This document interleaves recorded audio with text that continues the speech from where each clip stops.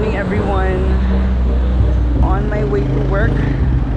Sabado, nag-day hike ko sa Mount Apo. And muna rin resulta ron day, takiang. Yes. Grabe ang pamaol. Hindi mo saka pa ko hagdanan unya day, taas king hagdanan. Diyos ko. Day, my God.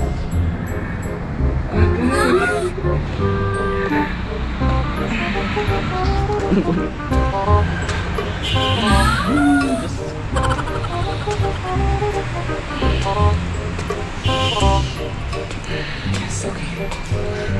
Dana. So, i-share na ko akong experience ngano ko nagkapamaulog taman day and dire nagsugod ang tanan.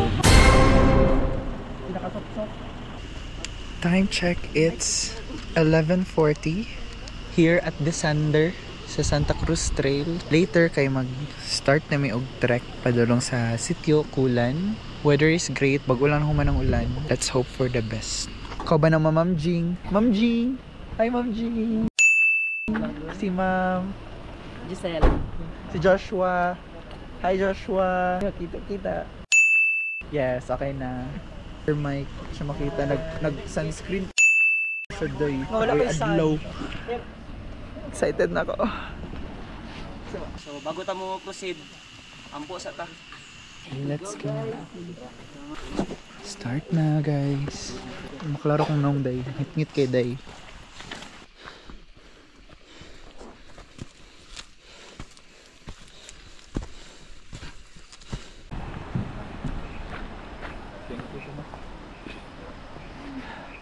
We're now here. Let's go. So, nanami dire sa Sitio Tumpis. Sitio, right? Before musulod sa forest. Medyo layo na po daw muna. Paktas. Okay. Padayon na may baklay. Nasa loob na po ng gubat. Walk lang ng walk.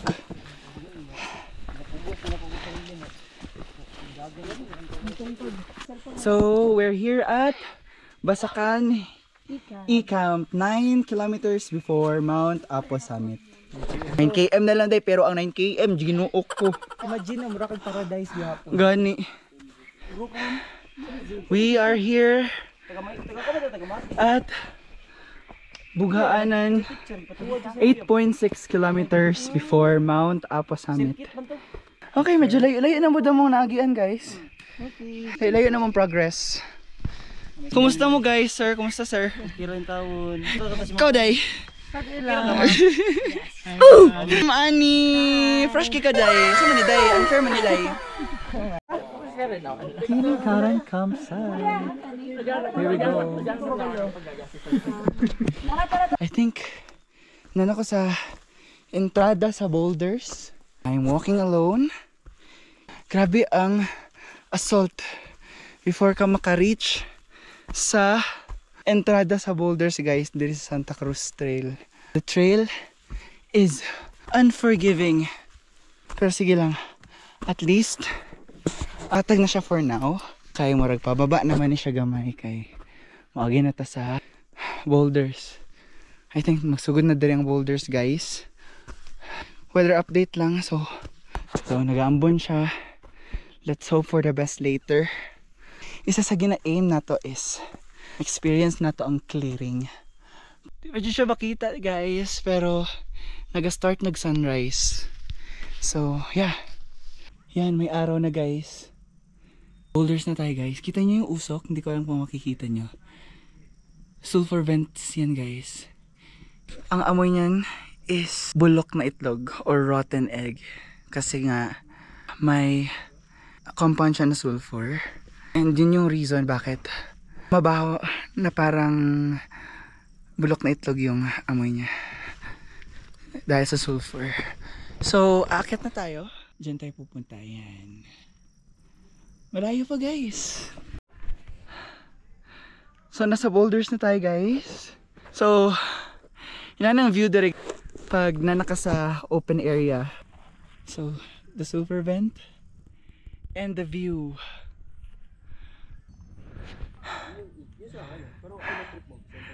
Ano ko dere guys, sa boulders. Mubaktas na si self. Bisa gwapo kay ang view day. Kita man ang mga tao dere sa taas. Diha pa may mga giday. Layo-layo pa. Okay. Guys, mukhaon sa ako guys.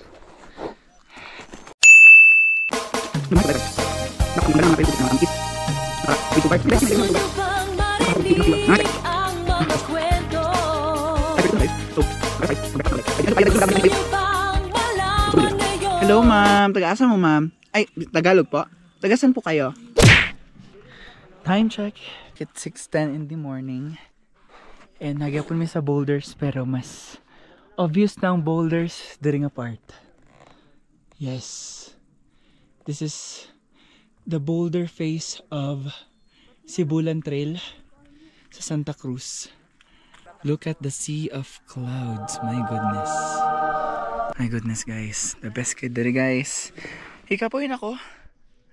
Pero laban lang ta dere day. Sa baktas ta guys. Oh. Oh. Bato.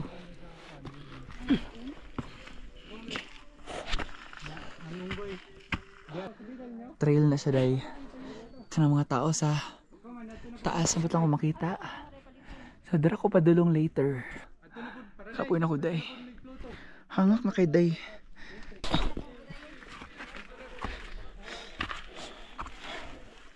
Walking slowly but surely.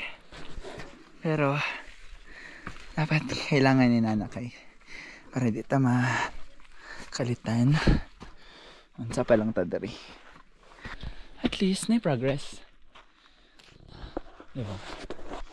Hindi lang. Chill lang ko guys. Tama ko sa mga bato dari.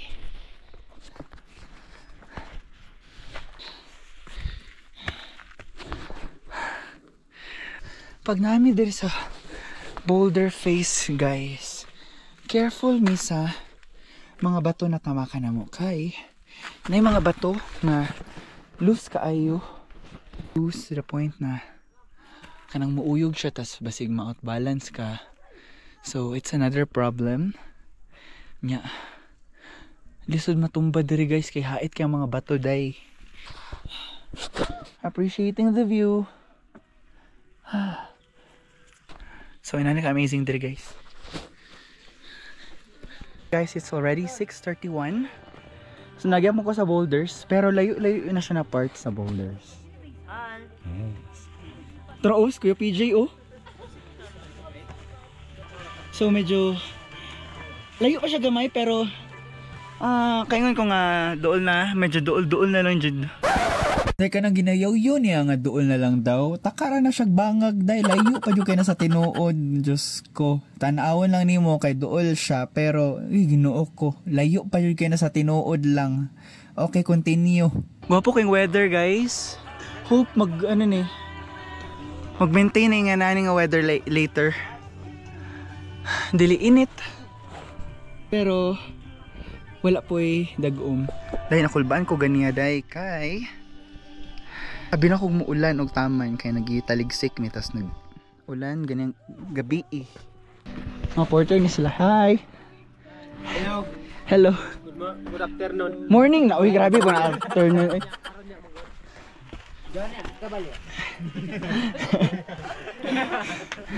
Tung hapit na kumaabot sa White Sand E-Camp, nagpalupad ko og drone sa Boulder Face. Og mo ni ako ang mga drone shots.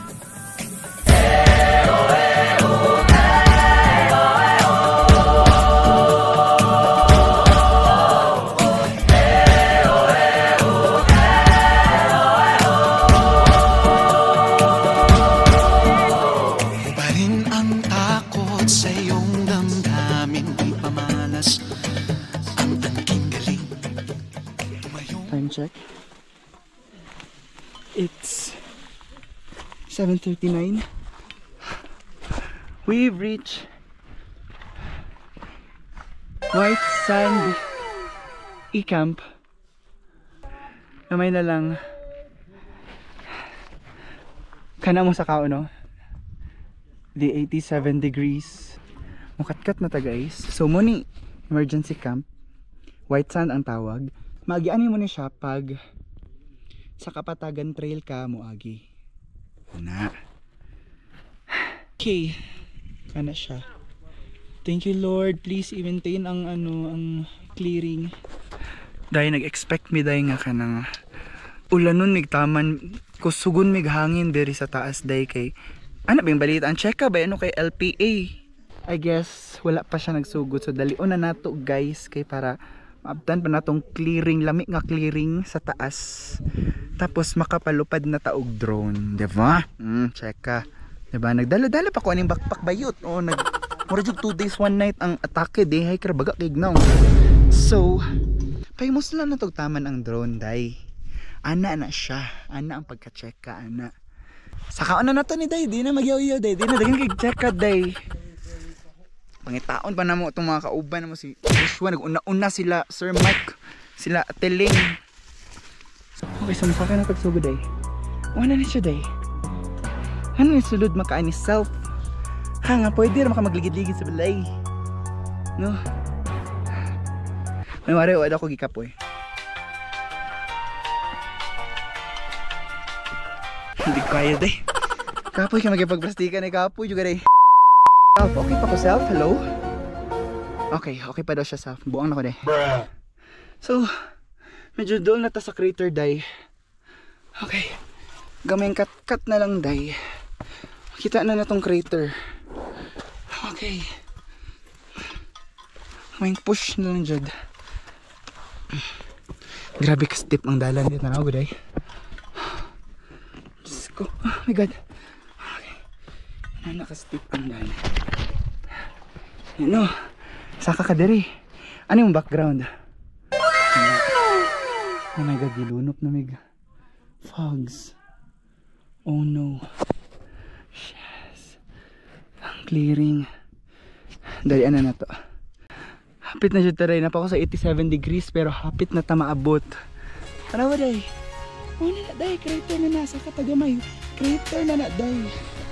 Sige. Baklay tagamay. Okay. Baklay. May saka na lang ni day. Crater na siya day. Finally, nasa crater na yatay baha. Nasa crater na ako guys. Morning crater guys. Kami ni Universe, kami birthday mo. At like kang mahal sa ano. Sige ate. Ano yan eh, yun yung sign na araw. Wait ka muna. Pero Pag nakadiri sa crater day mo na yung view pak. Oh. Sino ka dyan bakla? Oh. The best kay day gatag sa mo ang clearing. I thought na ulan nun dyan migtaman day pero salamat kay Lord. May na lang guys. Digos Peak na ta. This is Digos Peak. Ang peak nga nagatubang sa Digos man lamang. Guys, nanata sa Digos Peak. Ang first peak na itong atuon karon diri sa summit. First summit. Aking kimaw pa picture.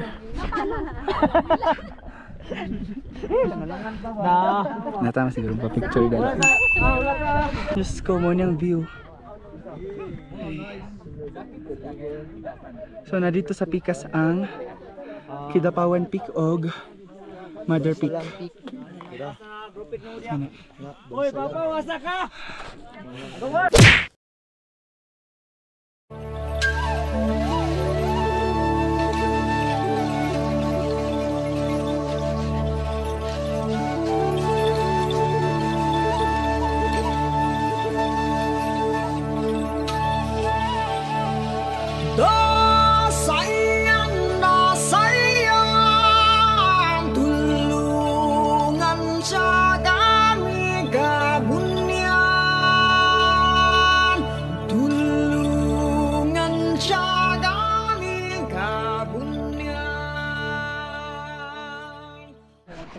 Ara tao.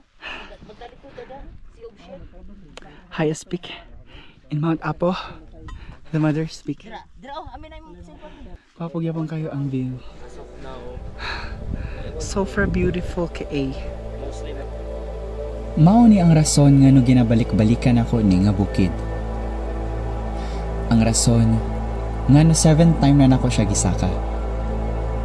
Ang pagkanindot nga view nga dili jud mabayaran og sapi.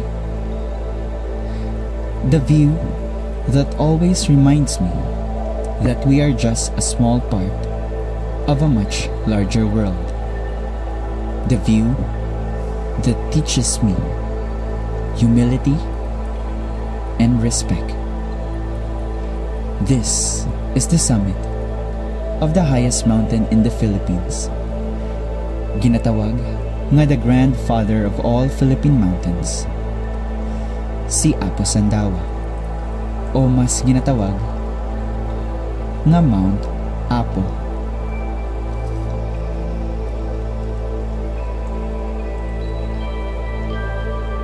So, humanamig summit. Actually, wala ko ka Kidapawan Peak kay naabtan mi og fogs. And nag-decide ko na wala na lang ako siya gisaka kay wala mga po na dili na siya worth it. Yes, so nako dire karon sa boulders, padulon ako boulders. Kaya mo baba na ta. Gosh, nung tadi maulan.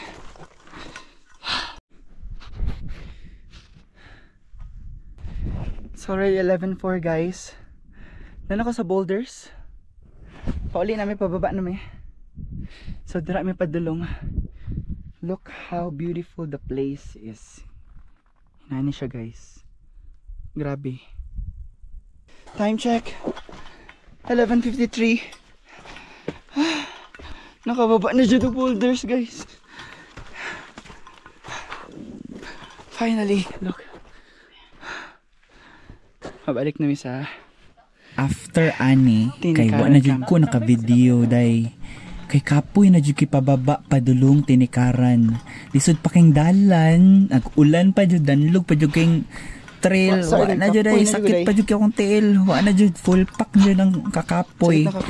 So mo to siya pag abot na kong tinikaran na nangapin na lang ko. Tapos napahulay gamay inom tambal, Dalan ibuprofen para mawalang sakit og ni baba na jud ko padulong sa farm. Mao to ang last video nako kay Hugs. katong part na nga hapit na ko makagawas sa Ulan pa lasang jud. katong duol na sa farm. Hapit So na. mao na ni siya.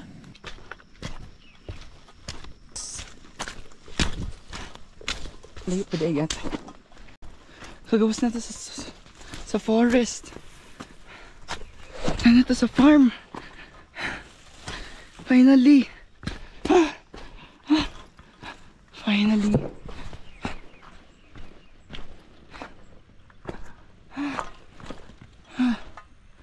Thank you, Lord. Nakagawas na ta. It's already 2:27. And that ends my day hike journey sa Mount Apo. So pabaklay na ko sa Sitio Kulan na guys. Hope nag-enjoy mo sa akong first ever vlog. Thank you guys for watching. Baklay na ta. Padulong si Chukulan.